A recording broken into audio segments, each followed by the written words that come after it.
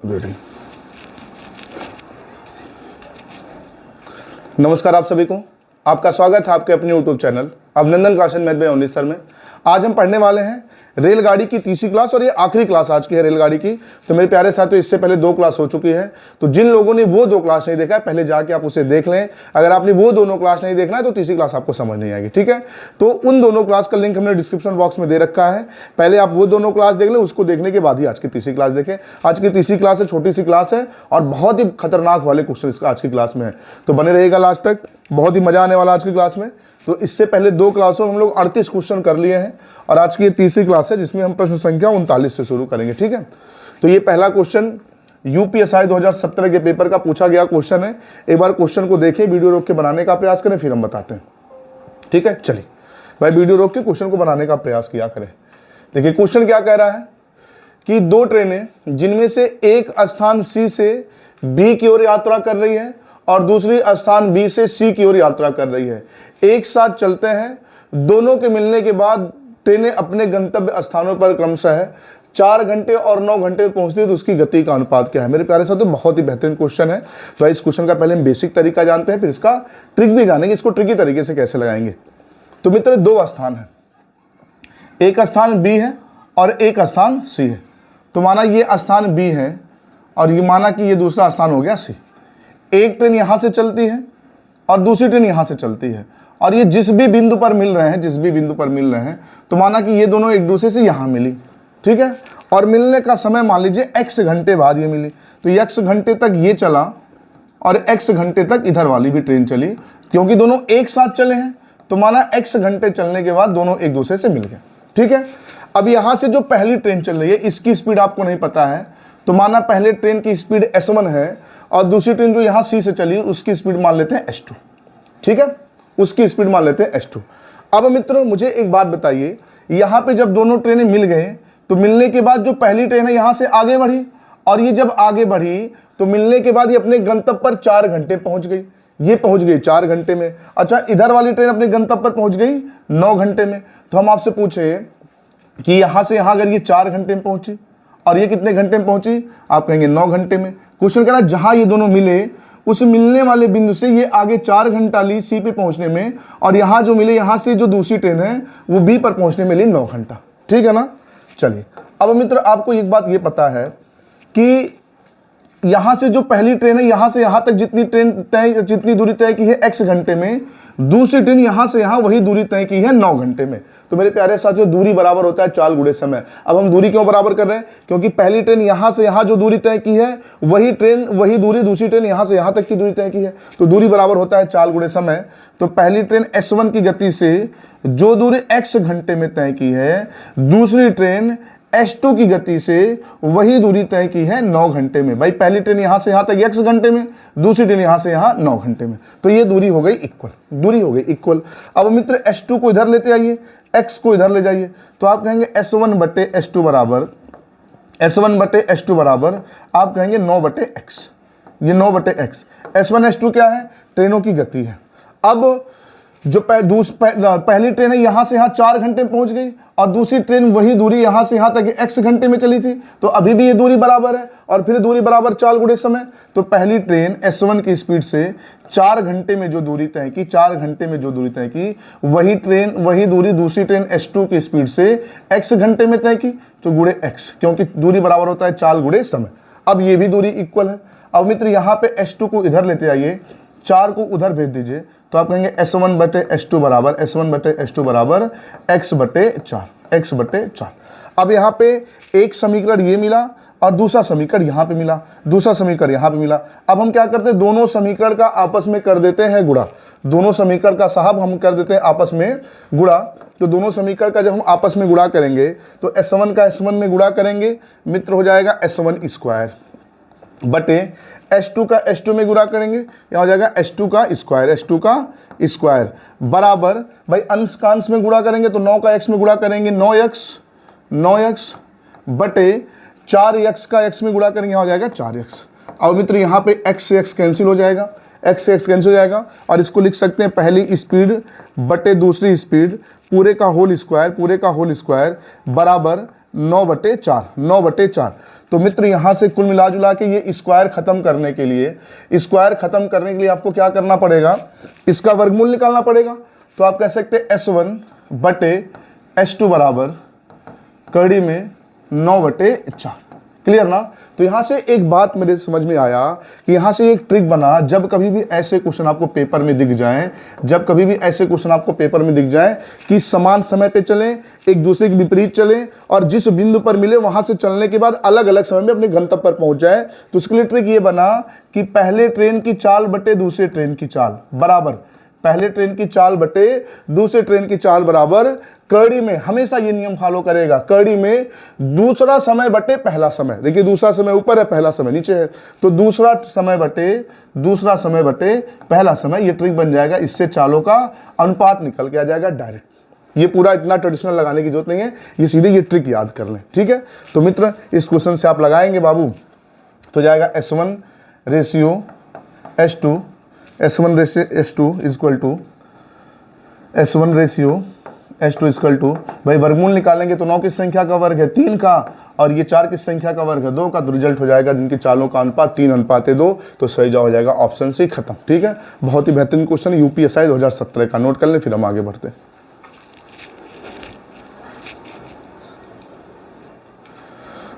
चलिए साहब, अगला क्वेश्चन है दो रेलगाड़ियां X तथा Y स्टेशन A तथा B से क्रमशः A और B की तरफ चलना प्रारंभ करती हैं और ये एक दूसरे से मिलने के बाद अपने गंतव्य पर 4 घंटे 48 मिनट और 3 घंटे 20 मिनट पहुंच जाती हैं। यदि पहले ट्रेन की चाल 45 किलोमीटर प्रति घंटा है तो A के बीच की दूरी क्या होगी। अच्छा, A से B के बीच की दूरी पूछा गया है, तो मित्र दूरी पूछा गया, बहुत ही बेहतरीन क्वेश्चन है। एक बार आप बनाने का प्रयास करें फिर हम बताते हैं, ठीक है। चलिए वीडियो रोक के बनाया करें। तो बाबू दूरी बताने के लिए सबसे पहले आपको चाल पता होना चाहिए, तो सबसे पहले ट्रेनों की चाल निकाल लें। तो मित्र जो पहली ट्रेन है उसकी गति है 45 किलोमीटर प्रति घंटा और दूसरे ट्रेन की गति हमको नहीं पता, तो उसको S2 लिख देते हैं बराबर। जब दो ट्रेनें मिलने के बाद अपने गंतव्य पर पहुंचे, अभी हमने बताया पहले ट्रेन की चाल बटे दूसरी ट्रेन की चाल, कड़ी में दूसरा समय बटे पहला समय, तो दूसरा घंटा जो लगा वो 3 घंटा 20 मिनट। तो बाबू अभी ये जो 3 घंटा 20 मिनट है, पूरी चाल को या तो आप घंटे में बदल लीजिए या तो मिनट में बदल लीजिए, कोई दिक्कत नहीं है। तो अगर हम मिनट में बदल दें तो 3 मिनट मतलब 180 मिनट, क्योंकि 1 घंटे में होता है 60 मिनट, 1 घंटे में होता है 60 मिनट, तो 3 घंटे में कितना 180 मिनट। तो बाबू 3 घंटा मतलब 180 मिनट और 20 मिनट और, तो टोटल हो जाएगा 200 मिनट बटे जो पहला समय है वो 4 घंटा 48 मिनट। तो 4 घंटा का मतलब हो जाएगा 240 मिनट, 1 घंटे में 60 मिनट, तो 4 घंटे में 240 मिनट और 48 मिनट और है, तो रिजल्ट हो जाएगा 288 मिनट। अब बाबू ये भी मिनट है और ये भी मिनट है ना।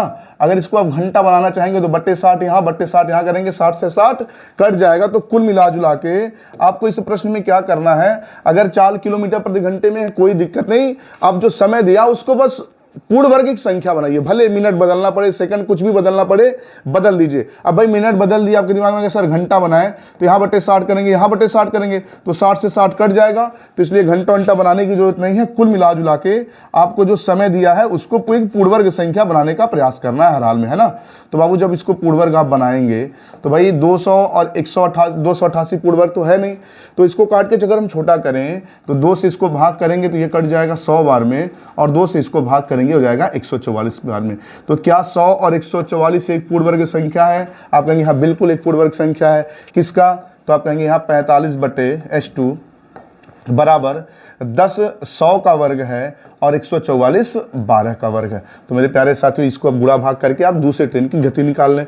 तो 5 से भाग करेंगे 9 बार में, और ये 5 से भाग करेंगे 2 बार में, और 2 से 12 को भाग करेंगे 6 बार में, तिरछा गुणा कर लेंगे तो दूसरे ट्रेन की जो स्पीड आ जाएगी वो 54 किलोमीटर प्रति घंटा। अगर क्वेश्चन ये पूछता है इसी प्रश्न में कि दूसरे ट्रेन की गति क्या है, तो आप बता सकते थे 54 किलोमीटर प्रति घंटा, ठीक है। लेकिन क्वेश्चन ने चाल ना पूछ के दूरी पूछ लिया है, A से B तक की दूरी। तो बाबू बहुत ही बेहतरीन क्वेश्चन है।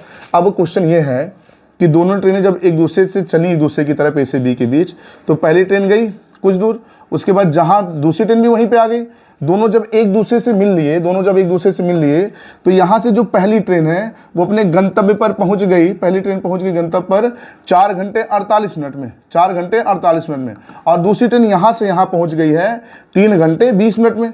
भाई 3 घंटे 20 मिनट पहुंच गई है। तो बाबू दूरी बताना है तो सबसे पहले ये दूरी निकाल लीजिए और ये दूरी निकाल लीजिए, दोनों जोड़ दीजिए, कुल दूरी हो जाएगा। तो बाबू आपको पता है दूरी बराबर होता है चाल गुणे समय।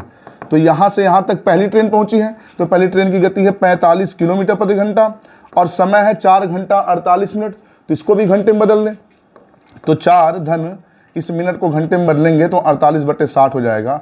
अब मेरे प्यारे साथियों यहाँ पे अगर हम गुणा भाग करें तो ये 12 चौक के 48, 12 पंजे 60, 12 पंजे 60, यहाँ हो जाएगा 5 चौक के 20, 4 24।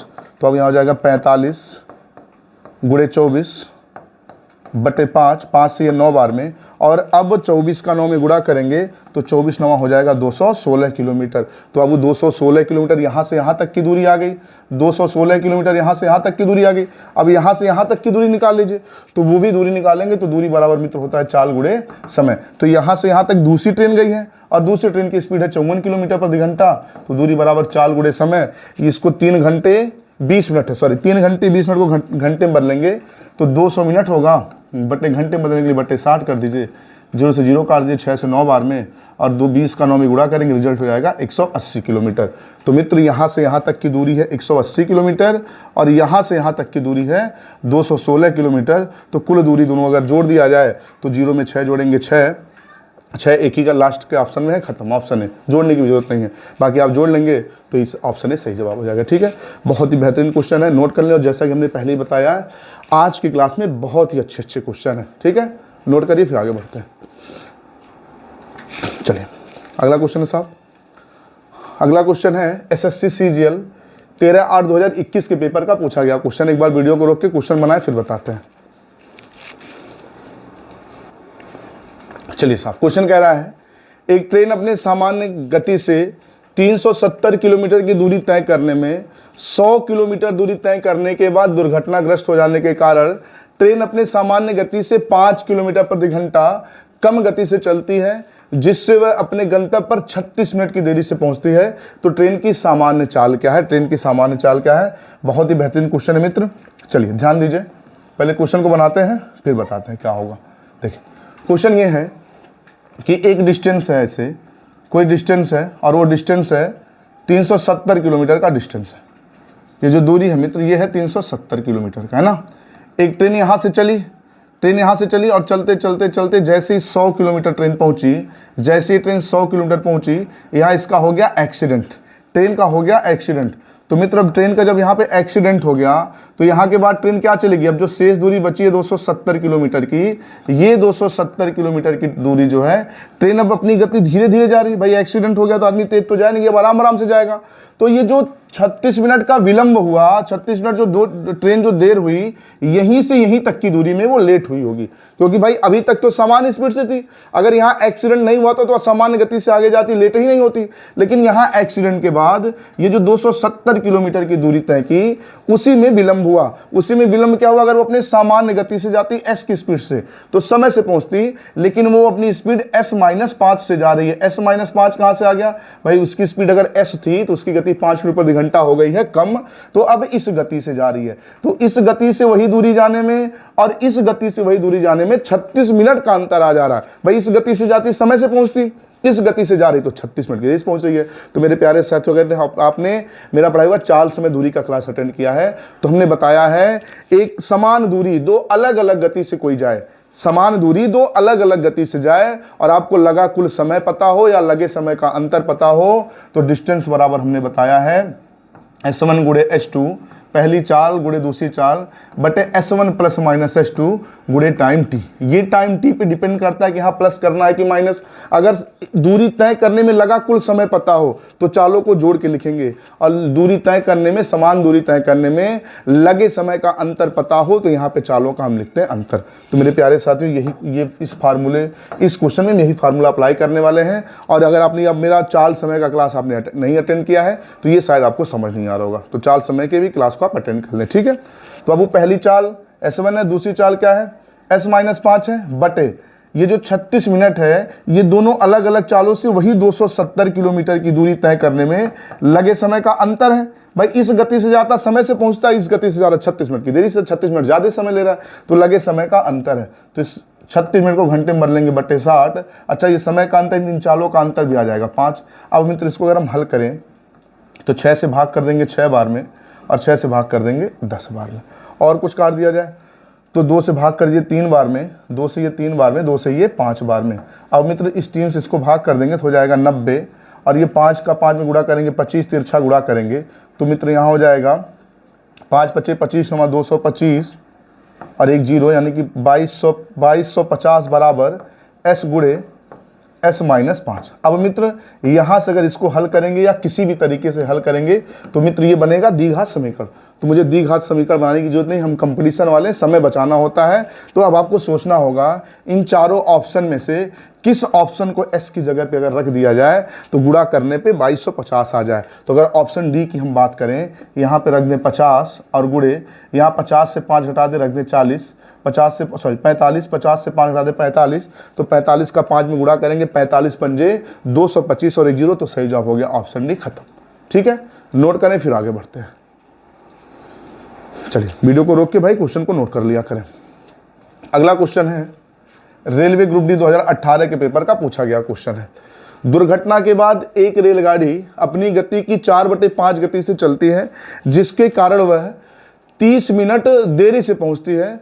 दुर्घटना क्षेत्र के आगे यात्रा का मूल समय ज्ञात करें। तो मेरे प्यारे साथियों एक बार क्वेश्चन को बनाने का प्रयास करें फिर हम बताते हैं। ठीक है, बहुत ही बेहतरीन क्वेश्चन है, बहुत ही बेहतरीन क्वेश्चन है। क्वेश्चन इस प्रकार है, ये मान लीजिए दूरी है, ये यही दूरी गई है ट्रेन। ठीक है, अब ट्रेन की गति आपको नहीं पता था, ट्रेन की गति आपको नहीं पता है तो माना ट्रेन की गति पहले s था और अब दुर्घटना के बाद यही गति हो गई है 4s/5 हो गया है, 4s/5 हो गया है। पहले उसकी गति s थी तो घटना के बाद 4s/5 हो गया है। ठीक है, पहले अगर उसको लग रहा था जाने में t घंटा, पहले अगर जाने में उसको लग रहा था t घंटा, तो अब वही दूरी तय करने में उसको लग रहा है t घंटा प्लस 1/2 घंटा। आप कहेंगे 1/2 कहाँ से आ गया? अरे भाई 30 मिनट देरी, मतलब 30 मिनट का मतलब क्या होता है 1/2 घंटा। अब सोचे हम गुणा कहें कर रहे हैं, क्योंकि आपको पता है मित्र कि दूरी बराबर होता है चाल गुणे समय, दूरी बराबर होता है चाल गुणे समय। इसका मतलब इस यस की गति से t घंटे में जो दूरी तय की गई है वही दूरी 4s/5 की गति से 4s/5 की गति से t धन 1/2 घंटे में वही दूरी तय की गई है। तो मित्र दूरी है बराबर, तो आप लिख सकते हैं s गुणे t बराबर यहाँ लिख सकते हैं 4s/5 गुणे, भाई इसको हल करेंगे तो यहाँ हो जाएगा 2 का t में गुणा करेंगे 2t धन 1 बटे हो जाएगा 2। अब मित्र यहाँ s से s काट दीजिए, s से s काट दीजिए, और तो कुछ कटता दिख नहीं रहा है, तो मित्र कुछ नहीं कटता दिख रहा, तो 5 का 2 में गुणा करेंगे 5, अच्छा 2 से ये काट दीजिए 2 बार में, 2 से ये काट दीजिए 4 को 2 बार में। अब मित्र अगर हम तिरछा गुणा करें 5 का t के साथ हो जाएगा 5t बराबर 2 का गुणा करेंगे 2 दूना 4t प्लस 2 एकम 2। अब मित्र t को इधर लेते आइए तो 4t उधर प्लस इधर जाएगा माइनस हो जाएगा, तो 5t से 4t घटाएंगे रिजल्ट आएगा t बराबर 2। यानी कि पहले अगर वो समय ले रहा था दुर्घटना से पहले 2 घंटे का समय ले रहा था, तो दुर्घटना के बाद 30 मिनट ज़्यादा यानी कि 2 घंटा 30 मिनट का समय लग रहा है दूरी तय करने में। 2 घंटा 30 मिनट होता है 150 मिनट, तो ऑप्शन सी सही जवाब। ठीक है, रेलवे ग्रुप डी का बेहतरीन पूछा गया क्वेश्चन है, नोट करने फिर आगे बढ़ाते हैं। चलिए ठीक है, वीडियो रोक के भाई क्वेश्चन को नोट कर लिया करें। चलिए बहुत ही बेहतरीन क्वेश्चन अगला है, एक बार वीडियो को रोक के बनाने का प्रयास करें फिर हम बताते हैं। चलिए साहब बहुत ही बेहतरीन क्वेश्चन है एक ट्रेन 30 किलोमीटर चलने के बाद दुर्घटनाग्रस्त हो गई, जिसके पश्चात वह अपनी 4/5 गति से यात्रा की और अपने गंतव्य पर 45 मिनट की देरी से पहुंची। यदि दुर्घटना स्थल से 18 किलोमीटर आगे हुई होती थी वह 36 मिनट की देरी से पहुंचती, तो रेलगाड़ी की सामान्य चाल व कुल दूरी क्या है? मेरे प्यारे से तो बहुत ही बेहतरीन क्वेश्चन है।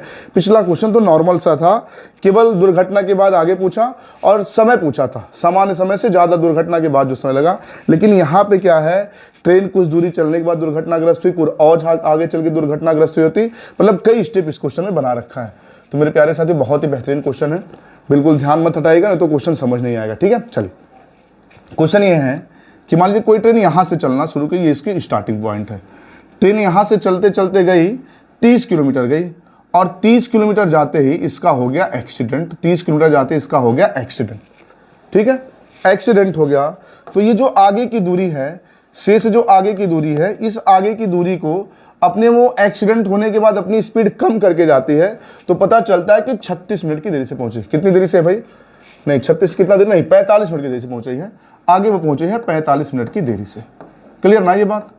अब आगे क्वेश्चन ये कह रहा है, अगर वो एक्सीडेंट यहां ना होके यहां से 18 किलोमीटर और आगे हुआ होता है, एक्सीडेंट 18 किलोमीटर और आगे, यानी कि यहां एक्सीडेंट हुआ होता, तो ये ट्रेन यहां से आगे की जो दूरी तय करती उसमें केवल वो 36 मिनट की देरी से पहुंचती।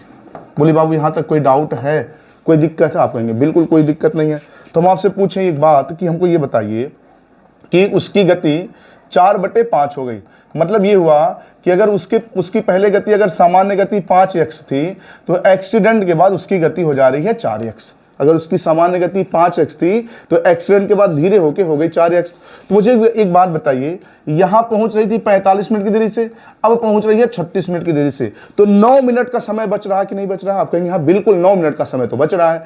क्यों 9 मिनट का समय बच रहा है? किस दूरी की वजह से 9 मिनट का समय बच रहा है?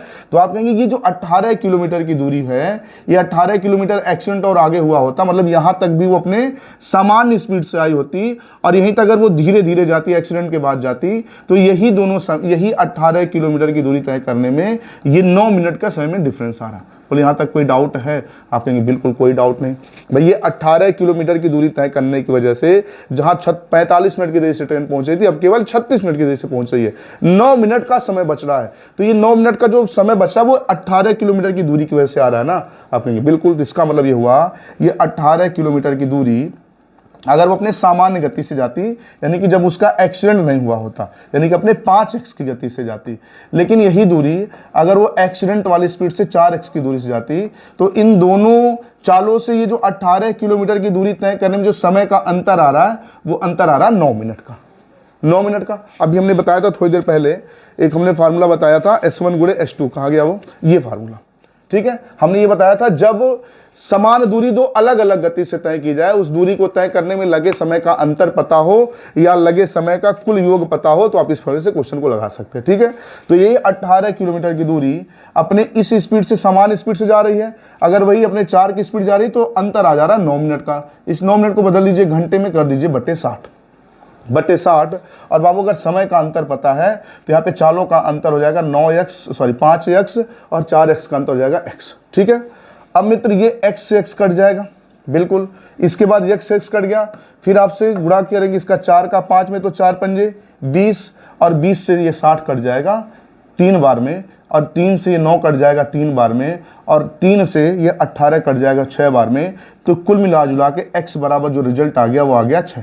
तो मित्र x की वैल्यू अगर 6 आ गई, तो 6 अगर यहाँ रख दिया जाए, तो 6 पंजे 30 और 6 चौके 24। इसका मतलब ये हो गया ट्रेन की जो सामान्य स्पीड है वो है 36 किलोमीटर पर आवर, और एक्सीडेंट के बाद जो उसकी स्पीड है वो है 24 किलोमीटर पर आवर। क्लियर? तो एक तो आपने ट्रेन की स्पीड निकाल लिया, और स्पीड 30 किलोमीटर प्रति घंटा एक ऑप्शन सी में है, एक ऑप्शन ए में है, और किसी भी नहीं है। इसका मतलब ये हुआ कि इस क्वेश्चन का जो आंसर होगा या तो ऑप्शन ए सही होगा या तो ऑप्शन सी सही होगा। तो अभी आपने निकाल लिया दूरी, चाल निकाल लिया। अब आपको पूरी यात्रा का डिस्टेंस निकालना है, यहां से लेके यहां तक। तो मित्र हम आपसे पूछें कि दूरी कैसे निकालेंगे, तो आप कहेंगे आपको 2 चाल पता चल गया। कैसे 2 चाल पता चल गया भाई? अभी हमने 2 चाल निकाला, एक उसकी सामान्य चाल 30 किलोमीटर प्रति घंटा है, और अगली जो दुर्घटना के बाद स्पीड है वो है 24 किलोमीटर प्रति घंटा। तो अब जब हम दूरी निकालेंगे, फिर से हम इसी फार्मूले पे रखें, तो यहाँ से एक्सीडेंट वाले स्थान से, जहाँ पहली बार एक्सीडेंट हुआ, यहीं से तो उसकी स्पीड 24 हुई है, यहाँ से यहाँ तक। भाई जो उसकी 24 वाली स्पीड आई है वो आई कहाँ से है? यहाँ से आई है, यहाँ से आई है। तो मित्र अब इस फार्मूले से हम दूरी निकालेंगे, तो दूरी यहां से यहां तक की केवल आएगी, यहां से यहां तक की, क्योंकि 24 स्पीड उसकी हुई कहां से? आप कहेंगे एक्सीडेंट वाले स्थान से। तो जो दूरी निकल के आएगा वो एक्सीडेंट वाले स्थान से आगे की दूरी आएगी। तो मित्र हम दूरी निकालेंगे एक्सीडेंट वाले स्थान से, उसकी सामान्य स्पीड 30, लेकिन एक्सीडेंट के बाद उसकी स्पीड हो गई 24, जिससे वो यहां से ट्रेन कितनी देर पहुंच रही है? 45 मिनट की देरी से। मतलब इस गति और इस गति से वही दूरी तय करने में जो समय का अंतर है मित्र, वो है 45 मिनट। तो मिनट को घंटे में बदल देंगे /60, और यहाँ पे चालों का अंतर, क्योंकि समय का अंतर तो चालों का अंतर हो जाएगा 6। अब यहाँ से अगर हम गुणा भाग करेंगे, गुणा भाग अगर हम करेंगे तो भाई 30 से ये 60 कट जाएगा 2 बार में, और 6 का 2 में गुणा करेंगे 12, 12 से 2 को 24 को भाग करेंगे 2 बार में, और मित्र 45 का 2 में गुणा करेंगे तो 45 दूना 90, यानी कि यहाँ से यहाँ का जो डिस्टेंस आ गया वो आ गया 90 किलोमीटर। और यात्रा की पूरी दूरी बतानी है तो बाबू यहाँ से यहाँ 90 किलोमीटर है और यहाँ से यहाँ 30 किलोमीटर है, तो टोटल यहाँ से यहाँ तक की जो दूरी हो जाएगी 120 किलोमीटर। तो ऑप्शन है सही जवाब, ऑप्शन सी गलत जवाब। ठीक है, नोट करें, बहुत ही बेहतरीन क्वेश्चन है। फिर हम आगे बढ़ते हैं।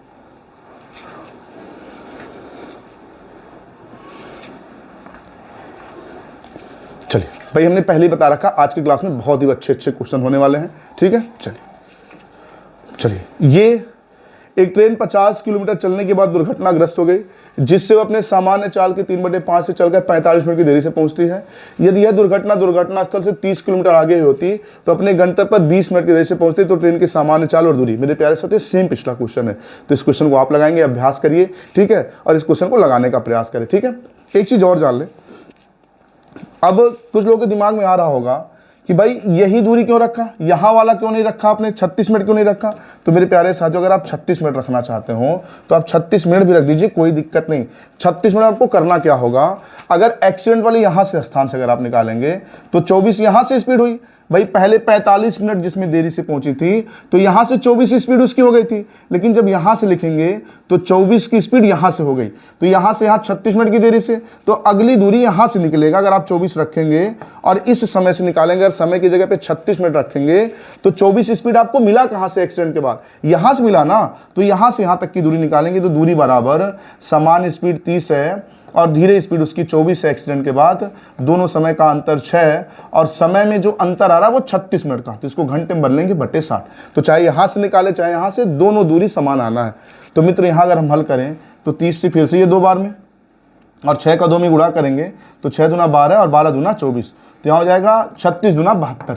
इसका मतलब मित्र यहाँ से यहाँ तक की दूरी है 72 किलोमीटर। तो बाबू अगर ये 72 किलोमीटर है, ये 72 किलोमीटर, तो यहाँ से यहाँ तक 30 और यहाँ से यहाँ 18, तो 30 और 18 यानी कि यहाँ से यहाँ तक कुल दूरी हो जाएगी 48 और आगे यहाँ से यहाँ तक हो जाएगा 72। तो 48 72 फिर से आप जोड़ेंगे तो फिर से रिजल्ट हो जाएगा 120 किलोमीटर। ठीक है, तो दोनों समय से आप निकाल सकते हैं दूरी। ठीक है, चलिए तो मित्र ये क्वेश्चन सेम पिछला क्वेश्चन है, इस क्वेश्चन को नोट करें, इसको बनाने का प्रयास करें और इसका आंसर मुझे कमेंट में आप जरूर बताएंगे। नोट कर लें, फिर आगे बढ़ते हैं। चलिए भाई वीडियो रोक के क्वेश्चन नोट कर लिया करें। अगला क्वेश्चन है बहुत ही बेहतरीन, एक बार वीडियो को रोक के बनाने का प्रयास करें फिर हम बताते हैं। ठीक है, चलिए क्वेश्चन कह रहा है बिना किसी डिब्बे के इंजन की गति 36 किलोमीटर प्रति घंटा है, इंजन की गति में कमी डब्बों की संख्या के वर्गमूल के समानुपाती है। ठीक है, यदि इंजन में 9 डिब्बे जोड़ दिए जाते हैं तो गति 30 किलोमीटर प्रति घंटा हो जाती है। तो ज्यादा से ज्यादा इंजन में कितने डिब्बे जोड़े जाए कि इंजन चल सके ना भाई, ये चल सके होना चाहिए, इंजन केवल चल सके, मतलब इंजन केवल रेंग सके, ऐसा कह लीजिए, धीरे धीरे केवल रेंग सके। ठीक है, इंजन केवल चल सके। तो मित्र ध्यान दें, बहुत ही बेहतरीन क्वेश्चन है, एक बार रोके फिर बताते हैं। ठीक है, चलिए देखिए साहब, पहले क्या थी, ट्रेन की स्पीड थी पहले 36 किलोमीटर प्रति घंटा। ठीक है, लेकिन इसमें 9 डब्बे जोड़ने से इसकी गति हो गई 30 किलोमीटर पर आवर। तो बाबू अब कह रहा कि इसके जो गति में कमी है इसके डब्बों की संख्या के वर्गमूल के समानुपाती है, तो किसी वेरिएंट को लेके तो वर्गमूल कम हुआ होगा। तो मेरे प्यारे साथियों, अगर 36 से 30 हुआ तो स्पीड कितनी कम हुई, आप कहेंगे 6 किलोमीटर प्रति घंटा स्पीड कम हुई, 6 किलोमीटर प्रति घंटा स्पीड कम हुई, लेकिन के किसी वेरिएंट की वजह से वर्गमूल के समानुपाती, वर्गमूल के क्या है, समानुपाती। तो समानुपाती तभी होगा जब के कोई वेरिएंट होगा उसके साथ मल्टीपल करके वर्गमूल तभी तो बराबर होगा। तो अब इसके वर्गमूल, अरे भाई अगर आपने इधर 6 लिखा है तो इधर के लिख के सीधे कुछ लिखना पड़ेगा ना, के में किसी संख्या का गुणा करके इसके वर्गमूल के साथ, तब 6 को इक्वल होना चाहिए। तो माना वो वैल्यू के है, माना वैल्यू के है, एक्स है, वाई कुछ भी, वर्गमूल डिब्बों की संख्या कितनी है, 9। अब मित्र इसको हल करेंगे तो 6 बराबर के कोई एक संख्या जिसके साथ गुणा करके इसके वर्गमूल का के साथ गुणा करके 6 के इक्वल करना है, तो 9 का वर्गमूल निकालेंगे आ जाएगा 3। क्लियर ना, इस 3 से 6 को भाग करेंगे रिजल्ट आ जाएगा 2, यानी कि के की वैल्यू आ गई मित्र 2। मतलब के 2 का अगर डिब्बों की संख्या के वर्गमूल के साथ गुणा करेंगे तो बराबर हो जाएगा कम हुई स्पीड के। ठीक है। तो के का मान बाबू 2 आ गया। अब के का मान 2 आ गया। अब कह रहा है कि इसमें ज्यादा से ज्यादा कितने डब्बे जोड़े जाएं कि इंजन केवल चल सके। तो मित्र अब केवल चल सके, तो चल सके वाले कंडीशन में इंजन की स्पीड कितनी है 36 किलोमीटर प्रति घंटा बिना किसी डब्बे के।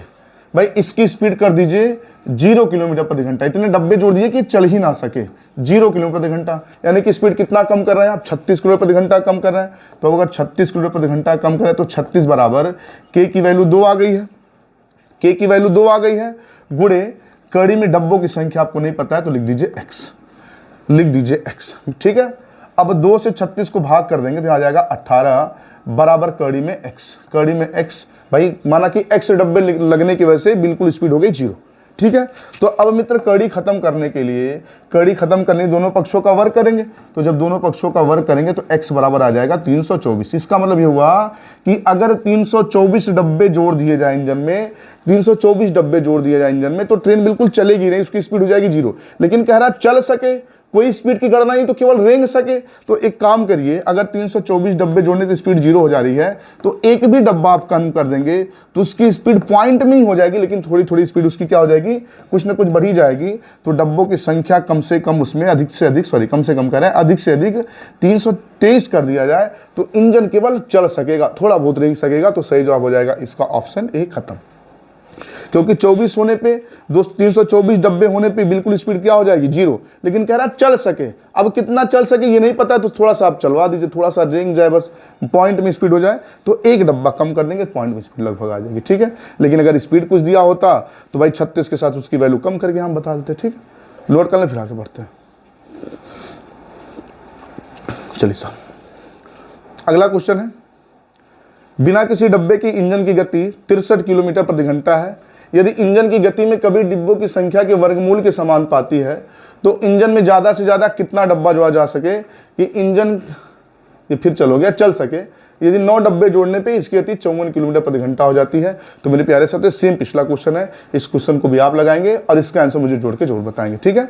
ठीक है। चलिए एक चीज और जान लें, इस क्वेश्चन को लगाने का तरीका। अगर केवल इंजन चल सके तो आपके दिमाग में ये बात होना चाहिए, जो भी आंसर आएगा भाई ये कड़ी खत्म करने के लिए इसका वर्ग करेंगे। तो इसका मतलब वर्गमूल से किसी एक पूर्ण वर्ग संख्या से एक कम सदैव आंसर होता है, किसी पूर्ण वर्ग संख्या से एक कम आंसर सदैव होता है जब केवल इंजन चल सके। तो बाबू अगर ये 324 है तो इसमें एक कम, यानी कि इसको अगर एक बढ़ाएंगे तो 324, ये पूर्ण वर्ग संख्या है कि नहीं, आप कहेंगे 18 का वर्ग है। इसको एक बढ़ाएंगे तो 325 पूर्ण वर्ग संख्या है नहीं, इसको एक बढ़ाएंगे 326 पूर्ण वर्ग संख्या है नहीं, इसको एक बढ़ाएंगे 329 भी पूर्ण वर्ग संख्या नहीं है। तो इससे भी सही जवाब कर सकते हैं ऑप्शन ए। ठीक है। चलिए अब यहां आ जाइए, केवल इंजन चल सके यानी कि पूर्ण वर्ग संख्या से एक कम, किसी पूर्ण वर्ग संख्या से एक कम। तो बाबू अगर ये एक कम है तो 450 से एक ज्यादा 451, 451 किसी संख्या का वर्ग है नहीं, गलत।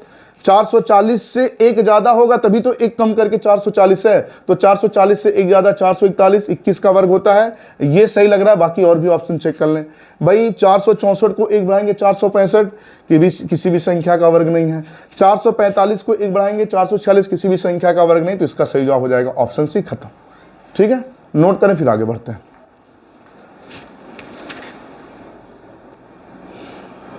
चलिए साहब अगला क्वेश्चन देखिए, एक बार कोई वीडियो रोके और क्वेश्चन को पढ़े, फिर हम बताते हैं। ठीक है।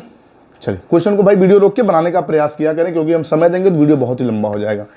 क्वेश्चन है, एक स्थान पर 28 मिनट के अंतराल पर 2 गोलियां चलाई जाती हैं। यहां से दूर जा रही एक ट्रेन में बैठे व्यक्ति को गोली की आवाज 30 मिनट के अंतराल पर सुनाई देता है। यदि ट्रेन की गति 20 किलोमीटर प्रति घंटा है तो गोली के आवाज की गति क्या है। मेरे प्यारे साथियों, बहुत ही बेहतरीन क्वेश्चन है। चलिए बताते हैं, ध्यान दें। प्रश्न कुछ इस प्रकार से है, कहानी कि माना कि यहां है ये बंदूक, ये हो गई बंदूक, भाई समझिएगा बंदूक ही है कुछ, और ये हो गया इसका ट्रिगर। ठीक है। यहां गोली चली, गोली यहां चली, तो माना कि ट्रेन यहां से गुजर रही थी, ट्रेन यहां से गुजर रही हो और इसमें कोई व्यक्ति बैठा हो या कोई, तो यहां पे ट्रेन चली, गोली यहां पे चली तो ट्रेन को आवाज ये सुनाई दे दी, ट्रेन में बैठे किसी व्यक्ति को आवाज सुनाई दे दी कि हाँ गोली चली है।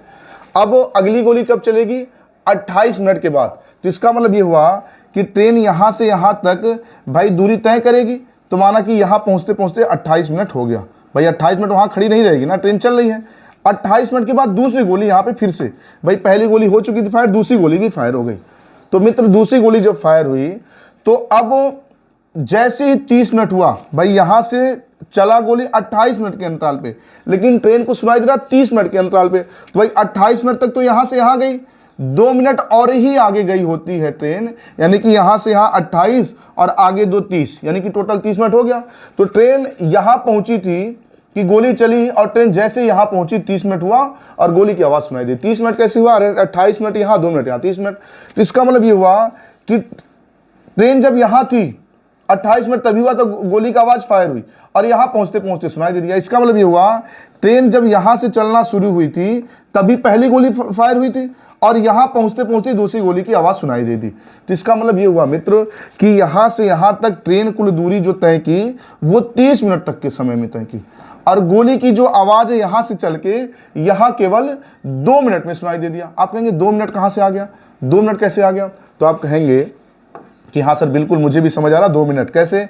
भाई यहाँ ट्रेन पहुँची थी तभी गोली फायर हुई दूसरी, और यहाँ पहुँचते पहुँचते सुनाई दे दिया 2 मिनट बाद, क्योंकि 28 में 2 जोड़ के तभी तो 30 होगा। इसका मतलब ये हुआ कि ट्रेन यहाँ से यहाँ तक की जो दूरी 30 मिनट में तय की, गोली की आवाज़ यहाँ से यहाँ वो दूरी केवल 2 ही मिनट में तय कर ली। क्लियर ना ये बात? तो मित्र एक निश्चित दूरी तय करने में लिए गए जो समय का अनुपात होता है उसका अपोजिट उनके चाल का अनुपात होता है। तो मेरे प्यारे साथी, जो दूरी ट्रेन 30 मिनट में तय की है, गोली की आवाज़ वही दूरी 2 मिनट में तय कर ली है। तो इनके दूरी तय करने में, समान दूरी तय करने में लिए गए जो समय का अनुपात है वो है 15:1। तो अगर समय का अनुपात 15:1 है तो इनकी गति का अनुपात हो जाएगा 1:15, यानी कि ट्रेन की गति अगर 1 किलोमीटर प्रति घंटा है तो गोली की आवाज़ 15 किलोमीटर प्रति घंटा है। तो जो भी ऑप्शन 15 का मल्टीपल होगा वही आंसर होगा। तो 15 का मल्टीपल ढूंढ लीजिए, या ये ट्रेन की आवाज़, ट्रेन की स्पीड 1 है लेकिन पेपर में कितना है 20, तो 1 बराबर 20 के, तो 15 बराबर 15 का 20 में गुणा करेंगे, रिजल्ट हो जाएगा 300 किलोमीटर प्रति घंटा। तो सही जवाब हो जाएगा इसका ऑप्शन ए। ठीक है, नोट करें, फिर आगे बढ़ते हैं।